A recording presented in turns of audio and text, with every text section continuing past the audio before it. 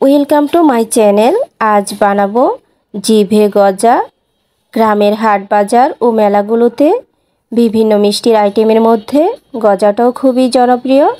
আর এই জনপ্রিয় রেসিপিটি কিভাবে ঘরে বসে অল্প খরচে খুব সহজেই বানাতে পারবেন সেটাই দেখিয়ে দিব। তাহলে রেসিপিটি দেখে নিন। প্রথমে একটা বাটিতে 4 কাপ আটা নিব। আজ আটা দিয়ে গজা বানাবো, কারণ আমি আগেই বলেছি কম খরচে বানাবো।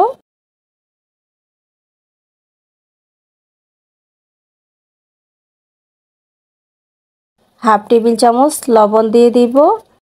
চিনি দিয়ে দিব 1 টেবিল চামচ। এখন 4 কাপ আটার জন্য 4 টেবিল চামচ রান্নার রেগুলার তেল দিয়ে দিব।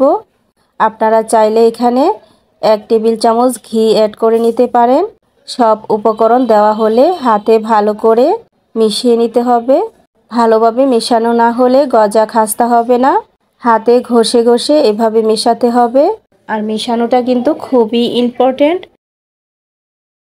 ভালোভাবে মেশানো হলে মুঠি করলে দেখুন এরকম দলা বেঁধে থাকবে।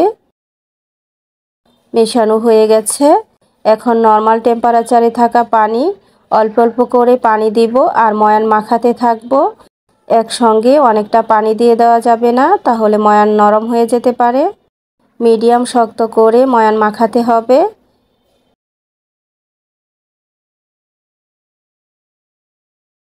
মাখানো হয়ে গেছে। এখন 10 থেকে 15 মিনিট রেস্টে রেখে দিব। রেস্টে রাখার পর ফিরে এলাম। এখন আরও একটু মথে নিতে হবে। মথে নিয়ে লম্বা করে রোল বানিয়ে নিব।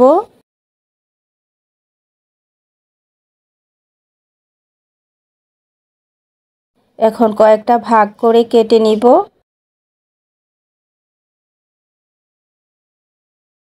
এ থেকে একটা ভাগ নিয়ে কাজের সুবিধার জন্য ছোট ছোট করে ভাগ করে কেটে নিব। কেটে নিয়েছি। এখন লম্বা করে বানিয়ে নিয়ে আটা ছিটিয়ে বেলে নিতে হবে।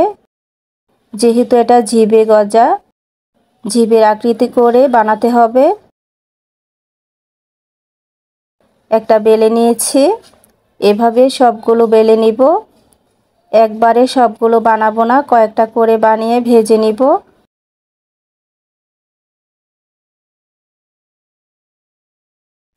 আর কতটা পুরো করে বেলতে হবে সেটা আপনাদের দেখিয়ে দিচ্ছি।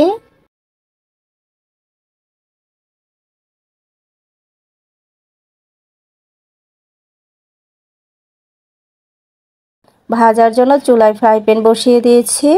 প্রয়োজন মতো তেল দিয়ে দিব। তেল হালকা গরম হয়ে এলে গজা দিয়ে দিতে হবে। চুলার আঁচ রাখবো মিডিয়াম টু লোতে। গজা লুচি পরোটার মতো ফুলকো করে ভাজা যাবে না, তাই কম আঁচেই ভাজতে হবে। উল্টে পাল্টে ভাজতে হবে। হালকা ব্রাউন হতে শুরু করলেই তুলে নিতে হবে।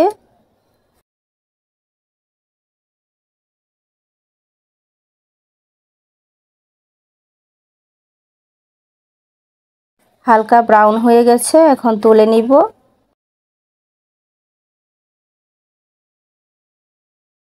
একটা ভেজে নিলাম। একইভাবে সবগুলো ভেজে নিব।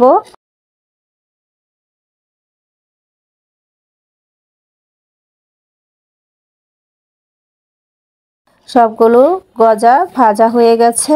এখন গজাগুলোকে একটা সাইডে রেখে শিরা তৈরি করে নিব। চুলায় আরেকটা পাত্র বসিয়ে দিলাম।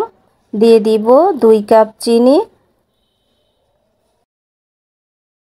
পানি দিয়ে দিব হাফ কাপ। অল্প করে পানি দিব, তাহলে আর বেশি সময় ধরে জাল করে শিরাটা ঘন করতে হবে না। আর গজার জন্য ঘন করে শিরা করতে হবে। কিছুক্ষণ জাল করার পর চিনি পানির সাথে মিশে গেছে। কয়েকটা বলক তুলে নিলেই শিরা ঘন হয়ে যাবে।